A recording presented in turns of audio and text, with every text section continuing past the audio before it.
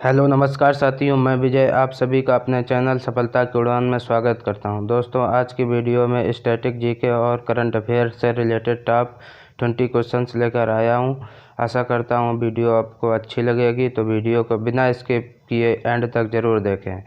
तो चलिए क्वेश्चंस की ओर चलते हैं। अपना पहला क्वेश्चन है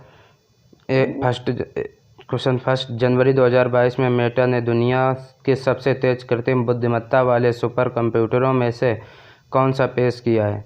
option A Sunway TaihuLight, option B AI research super cluster और option C JUWELS super booster model और ऑप्शन डी HPC5। दोस्तों, इसका जो राइट आंसर है ऑप्शन बी यानी कि AI research super cluster. Next question,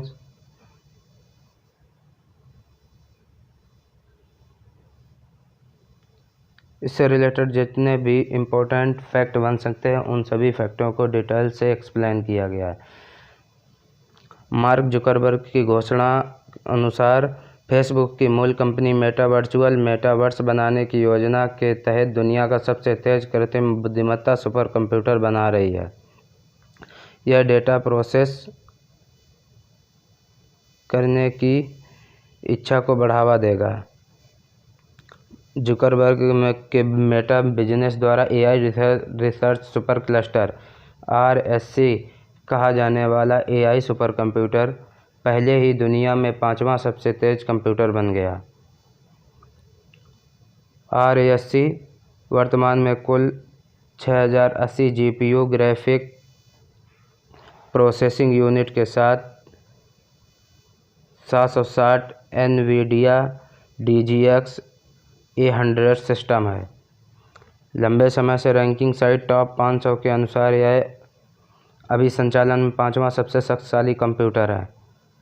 next, super computer बेहद तेज और शक्तिशाली मशीनें हैं जिन्हें जटिल गणना के लिए बनाया गया और एक नियमित घरेलू कंप्यूटर के साथ संभव नहीं है। नेक्स्ट, सुपर कंप्यूटर अपने AI शोधकर्ताओं को नए और बेहतर आर्टिफिशियल इंटेलिजेंस खबरों उदाहरणों से सीख सकते हैं और एक साथ सैकड़ों विभिन्न भाषाओं में काम कर सकते हैं और टेक्स्ट, इमेज और वीडियो का एक साथ विश्लेषण कर सकते हैं। नेक्स्ट क्वेश्चन दोस्तों, टेनिस में जनवरी 2022 में ऑस्ट्रेलिया में एडिलेड इंटरनेशनल डबल्स ट्रॉफी किसने जीती? ऑप्शन ए एव रोम्बोली और जे सेरेटोनी, ऑप्शन बी रोहन बोपन्ना और Ramkumar Ramanathan, option C N Lammons और J Withrow, option D Ivan Dodig और मार्सेलो मेला। दोस्तों, इसका राइट आंसर ऑप्शन बी यानी कि रोहन बोपन्ना और रामकुमार रामनाथन। दोस्तों, इससे इम्पोर्टेंट फैक्ट बन सकते हैं उनको देखते हैं। टेनिस में रोहन बोपन्ना और रामकुमार रामनाथन ने जनवरी 2022 को ऑस्ट्रेलिया में एडिलेड इंटरनेशनल डबल्स ट्रॉफी जीती। भारतीय जोड़ी ने इवान डोडिग मार्सेलो मेला को सीधे सेटों में 7-6, 6-1 से हराकर ट्रॉफी अपने नाम की। यह बोपन्ना का 20वां ATP डबल खिताब और रामकुमार का पहला खिताब था। उन्होंने पुरस्कार राशि के रूप में $18,700 प्राप्त किए और प्रत्येक ने 250 रैंकिंग अंक अर्जित किए। नेक्स्ट क्वेश्चन नंबर 3, वर्ष 2022 में कुल कितने व्यक्तियों को पद्म पुरस्कार से सम्मानित किया गया? ऑप्शन ए 128 और ऑप्शन बी 18 व्यक्ति, ऑप्शन सी 4 व्यक्ति और ऑप्शन डी 34 व्यक्ति। दोस्तों, इसका राइट आंसर ऑप्शन ए 128 व्यक्तियों को 2022 में पद्म पुरस्कारों से सम्मानित किया गया। 2022 के लिए 128 लोगों को 3 श्रेणी पद्म विभूषण, पद्म भूषण और पद्मश्री में दिए जाने वाले पुरस्कारों से सम्मानित किया गया। गृह मंत्रालय ने 25 जनवरी 2022 को देश के सर्वोच्च नागरिक पुरस्कारों में से एक पद्म पुरस्कार प्राप्त करने वालों की सूची की घोषणा की। गायक सोनू निगम और ओलंपिक स्वर्ण पदक विजेता नीरज चोपड़ा को पद्मश्री से सम्मानित किया गया। 5 लोगों को पद्म विभूषण दिया गया था, उसमें से ये है सुश्री प्रभा अन्ने कला के क्षेत्र में, और श्री राधेश्याम खेतमा मरणोपरांत इनको साहित्य और शिक्षा के क्षेत्र में दिया गया। जनरल बिपिन रावत मरणोपरांत सिविल सेवा में दिया गया, और श्री कल्याण सिंह मरणोपरांत सार्वजनिक कार्य यानी कि जो ये यूपी के पूर्व सीएम श्री कल्याण सिंह को मरणोपरांत पद्म विभूषण 2022 से सम्मानित किया गया। नेक्स्ट क्वेश्चन, जनवरी 2022 में खेलों में उत्कृष्टता के लिए नीरज चोपड़ा को निम्नलिखित में कौन सा पुरस्कार दिया गया? ऑप्शन ए विशिष्ट सेवा पदक, ऑप्शन बी परम विशिष्ट सेवा पदक, ऑप्शन सी शौर्य पदक, और ऑप्शन डी पद्म विभूषण। इसका जो राइट आंसर ऑप्शन बी यानी कि परम विशिष्ट सेवा से सम्मानित किया गया। नेक्स्ट, इसका right answer option B. Neeraj Chopra को परम विशिष्ट सेवा पदक से सम्मानित किया गया। उन्होंने ओलंपिक 2021 में भारत का पहला एथलेटिक्स स्वर्ण पदक जीतकर इतिहास रच दिया। वह निशानेबाज अभिनव बिंद्रा के बाद व्यक्तिगत ओलंपिक स्वर्ण जीतने वाले केवल दूसरे व्यक्ति बने। भारतीय सेना में 4 राजपूताना राइफल्स के साथ सूबेदार हैं। उन्होंने खेलों में उत्कृष्टता के लिए 2020 में विशिष्ट सेवा पदक प्राप्त किया। नेक्स्ट क्वेश्चन, क्वेश्चन नंबर 5, निम्नलिखित में से कौन भारतीय सिनेमा में पहली भारतीय महिला निर्माता और निर्देशक थी? Option A Fatima Begum, option B Alam Ara, option C Ardeshir Irani, और ऑप्शन डी रिया पिल्लई। इसका right answer option A Fatima Begum. Next,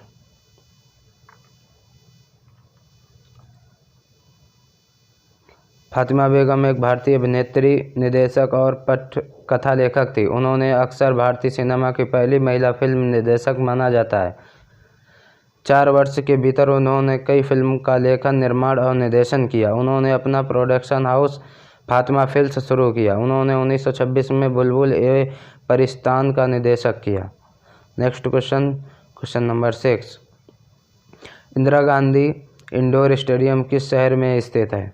option A New Delhi, option B Mumbai, option C Kolkata, और ऑप्शन डी चेन्नई। इसका right answer option A New Delhi. Next, Indira Gandhi indoor stadium को पहले इंद्रप्रस्थ स्टेडियम और इंदिरा गांधी एरिना के नाम से जाना जाता था। यह भारत में सबसे बड़ा इंडोर खेल क्षेत्र है और एशिया में भी सबसे बड़ा। 1982 में एशियाई खेलों में इंडोर खेलों की मेजबानी के लिए इसका उपयोग किया गया था।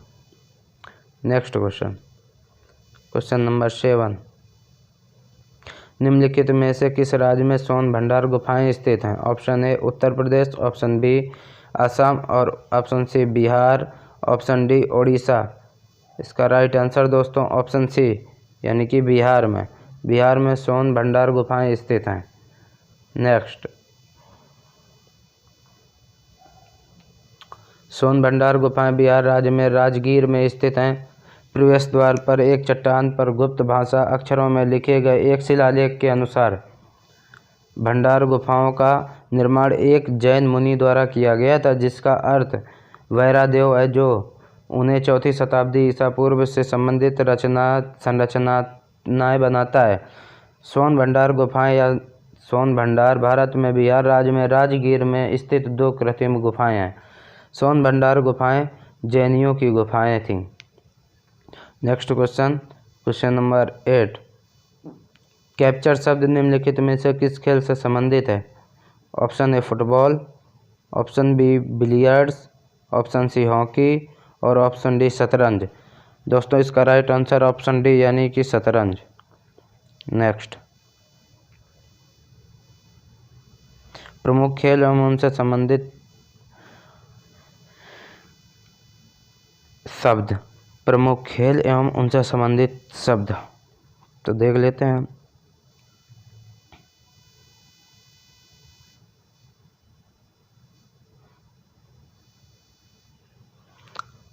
खेल है हॉकी। हॉकी से क्या होगा, हॉकी में बढ़त, back stick, bully, carry, centre forward, centre, corner, dribble, flick, free hit, goal line, blue line और half way line, hat trick, half side, red card, roll in, scoop, short corner, 16 yard hits.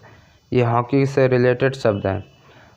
दोस्तों cricket से related boundary, bowling, catch, chinaman, cover drive, crease, duck, Duckworth Lewis, fine leg, follow on, full toss, googly, gully, hat trick, hit wicket, in स्विगर, LBW, leg break, leg bye, leg glance, late cut, पहला over, no ball, over, over pitch, popping crease, run out, short pitch, silly point, slip, square leg, straight drive, stumped, short leg, spin, swing, third man, yorker. ये cricket से related शब्द थे। दोस्तों golf से related bogey, bunker, caddie, fairway, link, grid holes, par, putt, rough, estimate, tee. Golf से related शब्द थे। और फुटबॉल से रिलेटेड जो शब्द हैं वो bend, dribble, dummy, feint, free kick, header, red card और थ्रॉन्स। नेक्स्ट क्वेश्चन नंबर 9, निम्नलिखित में शासकों में से किसने तंजावुर में बृहदेश्वर मंदिर का निर्माण कराया था? ऑप्शन ए अपराजित, ऑप्शन बी राजा चोल, ऑप्शन सी उत्तम चोल और ऑप्शन डी विजयालय चोल।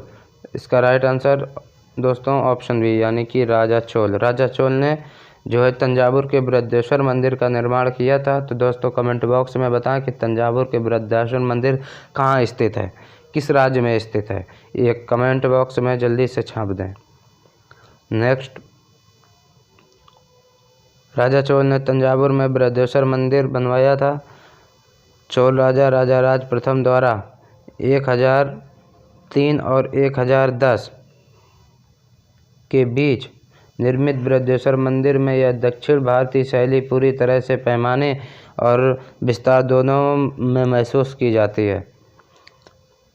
तमिल शासक राजा राज चोल प्रथम द्वारा 1003 से 1010 ईस्वी के बीच निर्मित मंदिर यूनेस्को की विश्व धरोहर स्थल का एक हिस्सा है, जिसे चोल राजवंश युग के गंगईकोंडा चोलपुरम मंदिर और ऐरावतेश्वर मंदिर के साथ महान जीवित चोल मंदिर के रूप में जाना जाता है।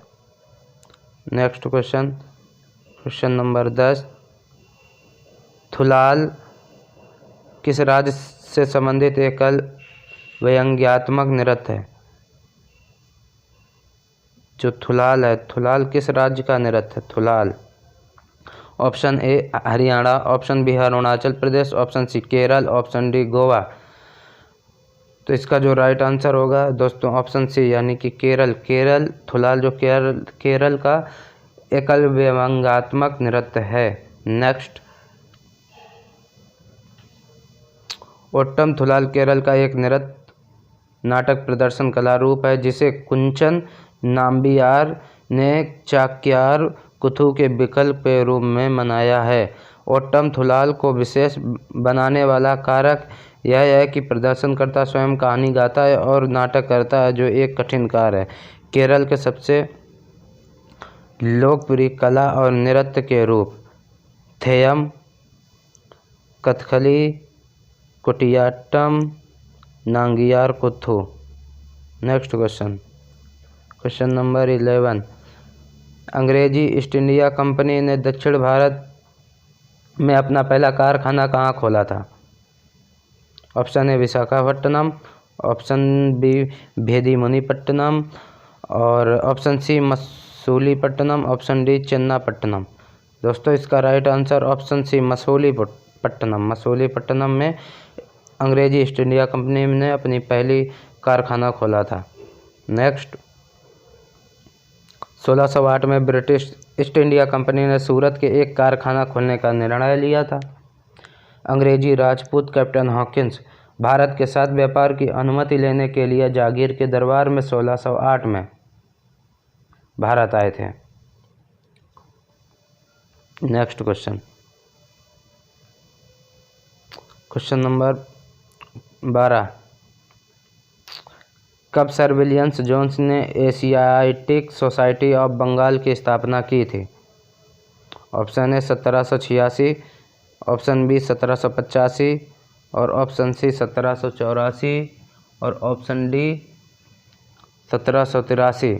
इसका राइट आंसर दोस्तों ऑप्शन सी यानी कि 1784 में सर विलियम जोन्स ने एशियाई सोसाइटी ऑफ बंगाल की स्थापना की थी। नेक्स्ट, 1784 में सर विलियम जोन्स ने बंगाल की एशियाटिक सोसाइटी की स्थापना की।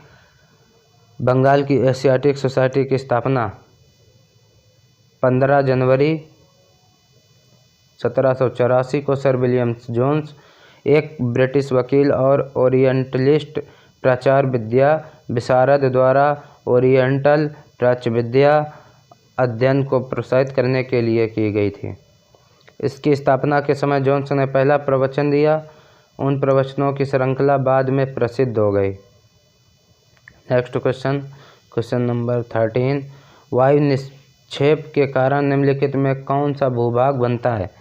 ऑप्शन ए लोआस, ऑप्शन बी बिंदु पट्टी, ऑप्शन सी संयोजक रोधिका और ऑप्शन डी मोराइन। दोस्तों इसका राइट आंसर ऑप्शन ए यानी कि लोआस, लोयस। नेक्स्ट, लोयस यह वायु के निक्षेपण द्वारा निर्मित एक भू आकृति है। धूल और तलछट आवरण जैसी मिट्टी की सबसे ऊपरी परतें उड़ती हैं और पड़ोसी भूमि पर लोयस के रूप में जमा हो जाती हैं। बिंदु रोधिका क्या है? यह नदी के जमाव के कारण बनी एक भू आकृति है। यह एक विसर्प के विक्षेपणी पक्ष में एक रेखीय आकार में जमा तलछट द्वारा बनता है, अर्थात अज्ञात ढाल के नीचे धाराओं और नदियों के अंदर मुड़ा हुआ होता है। नेक्स्ट, बिंदु पट्टी को विसर्प भी कहा जाता है। संयोजक रोधिका क्या होता है? यह समुद्र के निक्षेप के कारण बनने वाली स्थलाकृति है। जब मुख्य भूमि के एक संकीर्ण टुकड़े द्वारा एक रोधिका या स्प्लिट के रूप में एक द्वीप से जुड़ी होती है तो स्थलाकृति को एक संयोजक रोधिका के रूप में संदर्भित किया जाता है। एक स्प्लिट समुद्र तट पर पदार्थ का एक निक्षेप रोधिका है। मोराइन क्या है? मोराइन यह एक ग्लेशियर के जमाव के कारण बनी एक भू आकृति है। इसका निर्माण हिमनदों के मलबे के जमा होने तक होता है। Next question, question number 14, Brahmaputra नदी निम्नलिखित में से किस राज्य से होकर बहती है? Option A Mizoram, option B Assam और मेघालय, ऑप्शन सी अरुणाचल प्रदेश और असम, ऑप्शन डी मिजोरम और त्रिपुरा। दोस्तों इसका राइट आंसर ऑप्शन सी यानी कि अरुणाचल प्रदेश और असम है। नेक्स्ट, ब्रह्मपुत्र नदी प्रणाली, इसे तिब्बत में सांगपो, अरुणाचल प्रदेश में दिहांग या सियांग, असम में ब्रह्मपुत्र और बांग्लादेश में जमुना के नाम से जाना जाता है। यह नदी तिब्बत में मानसरोवर झील से निकलती है। बाएं किनारे की सहायक नदियां हैं, यानी कि बाएं किनारे की सहायक नदियां हैं। लहासा नदी, न्यांग नदी, पारलोंग, जांगबो, लोहित नदी, धनसिरी नदी और कोलोंग नदी दाहिने किनारे की सहायक नदियां हैं। कामेंग, मानस, बेकी, रैदक, जलढाका, तीस्ता और सुबनसिरी नदी माजुली विश्व का सबसे बड़ा नदी द्वीप जो ब्रह्मपुत्र नदी में स्थित है। Very important.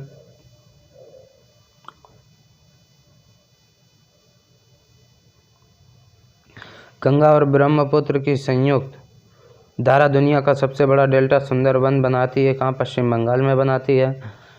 ब्रह्मपुत्र भारत की आयतन के हिसाब से सबसे बड़ी नदी है। ब्रह्मपुत्र जो है आयतन के हिसाब से ब्रह्मपुत्र भारत की सबसे बड़ी नदी है, जबकि लंबाई के हिसाब से गंगा भारत की सबसे बड़ी नदी है। ब्रह्मपुत्र का उद्गम मानसरोवर झील से होता है, जो सिंधु और सतलज का भी स्रोत है। यह 3848 किलोमीटर लंबी है। सिंधु नदी से थोड़ी लंबी है। इसका अधिकांश मैदान भारत के बाहर स्थित है। भारत में यह अरुणाचल प्रदेश और असम राज्यों से होकर बहती है और कई सहायक नदियों से जुड़ी है। असम में ब्रह्मपुत्र की अधिकांश लंबाई में एक गुम्फित जलमार्ग है। Next question number 15। भारतीय संविधान के किस अनुच्छेद के तहत अल्पसंख्यक को परिभाषित किया गया है? ऑप्शन ए अनुच्छेद 29, ऑप्शन बी अनुच्छेद 30 और ऑप्शन सी अनुच्छेद 17, ऑप्शन डी इनमें से कोई नहीं। दोस्तों इसका राइट आंसर ऑप्शन डी यानी कि इनमें से कोई नहीं।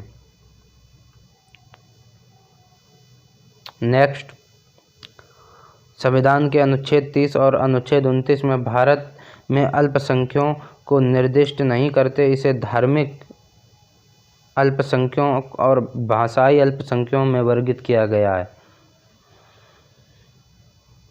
किसी समुदाय को धार्मिक अल्पसंख्यक के रूप में नामित किए जाने वाले मूल आधार समुदाय की संख्यात्मक ताकत है। उदाहरण के लिए भारत में हिंदू बहुसंख्यक समुदाय है। चूँकि भारत एक बहुधार्मिक देश है, इसलिए सरकार के लिए देश में धार्मिक अल्पसंख्यकों का संरक्षण और सुरक्षा करना महत्व हो जाता है। Next question number 16। नाबार्ड में भारत सरकार का कितना हिस्सा है? ऑप्शन ए 75% यानी कि 75%, option B 50%, option C 99%, option C 85%। दोस्तों इसका राइट आंसर ऑप्शन सी यानी कि 99 यानी कि 99% है। भारत का हिस्सा कितना 99% है। नेक्स्ट, समिति का गठन यानी कि नाबार्ड की बात करें।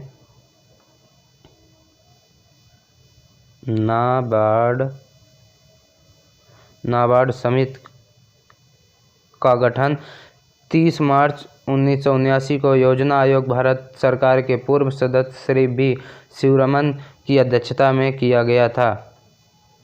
राष्ट्रीय कृषि और राष्ट्रीय विकास बैंक यानी कि नाबार्ड की स्थापना भारत सरकार द्वारा कृषि, कुटीर और ग्रामोद्योग के प्रचार और विकास के लिए ऋण प्रवाह को सुविधाजनक बनाने के लिए एक शीर्ष विकास बैंक के रूप में की गई थी।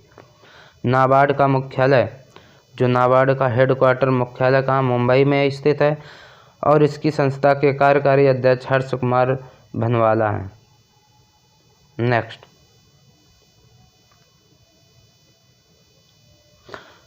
Question number 17।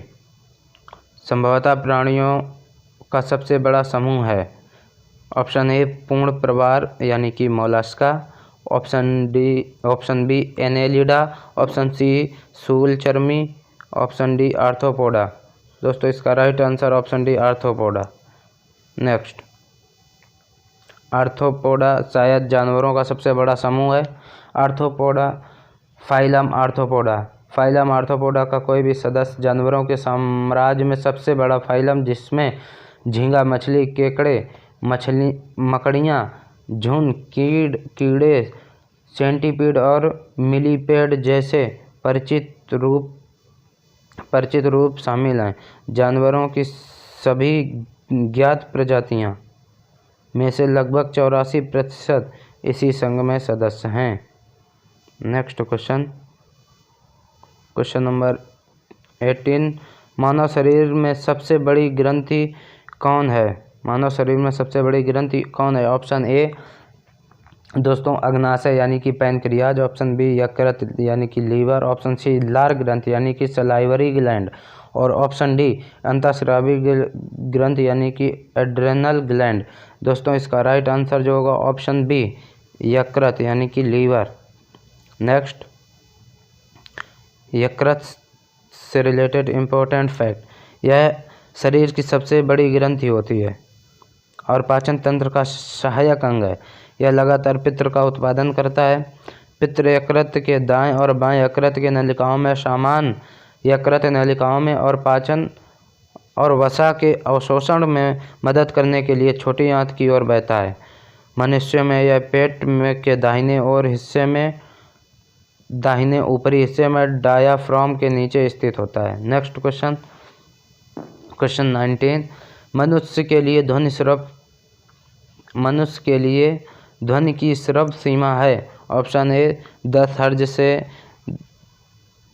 10,000 हर्ट्ज तक, ऑप्शन बी 10 हर्ट्ज से 1,000 हर्ट्ज तक, ऑप्शन सी 20 हर्ट्ज से 20,000 हर्ट्ज तक और ऑप्शन डी 10 हर्ट्ज से 2,000 हर्ट्ज तक। दोस्तों इसका जो राइट आंसर है ऑप्शन सी, यानी कि 20 से 20,000 हर्ट्ज तक हमारी सुनने की जो ध्वनि श्रव्य क्षमता होती है वो होती है 20 हर्ट्ज से 20,000 हर्ट्ज तक। नेक्स्ट, मनुष्य के लिए ध्वनि की श्रव्य सीमा 20 से 20,000 हर्ट्ज तक होती है। मनुष्य लगभग 20 हर्ट्ज से 20,000 हर्ट्ज तक की आवृत्ति रेंज में ध्वनि का पता लगा सकता है। मानव शिशु वास्तव में 20,000 हर्ट्ज से थोड़ा अधिक आवृत्तियों को सुन सकते हैं, लेकिन परिपक्व होने पर कुछ उच्च आवृत्ति संवेदनशीलता खो देते हैं और औसत वयस्कों में ऊपरी सीमा अक्सर 15 से 17,000 के करीब होती है। Next question and last question number 20 यानी कि 20। निम्नलिखित में से किस राष्ट्रीय उद्यान को मोगली लैंड के नाम से भी जाना जाता है? ऑप्शन ए पन्ना राष्ट्रीय उद्यान, ऑप्शन बी पेंच राष्ट्रीय उद्यान, ऑप्शन सी संजय राष्ट्रीय उद्यान, ऑप्शन डी माधव राष्ट्रीय उद्यान। दोस्तों इसका राइट आंसर जो होगा पेंच राष्ट्रीय उद्यान, ऑप्शन बी यानी कि पेंच राष्ट्रीय उद्यान।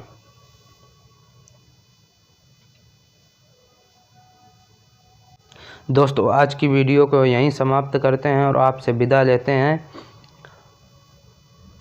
वीडियो अच्छी लगी हो तो वीडियो को लाइक, शेयर और सब्सक्राइब ज़रूर करें, और वीडियो अच्छी नहीं लगी हो तो वीडियो को डिसलाइक ज़रूर करें। जय हिंद, जय भारत, थैंक यू।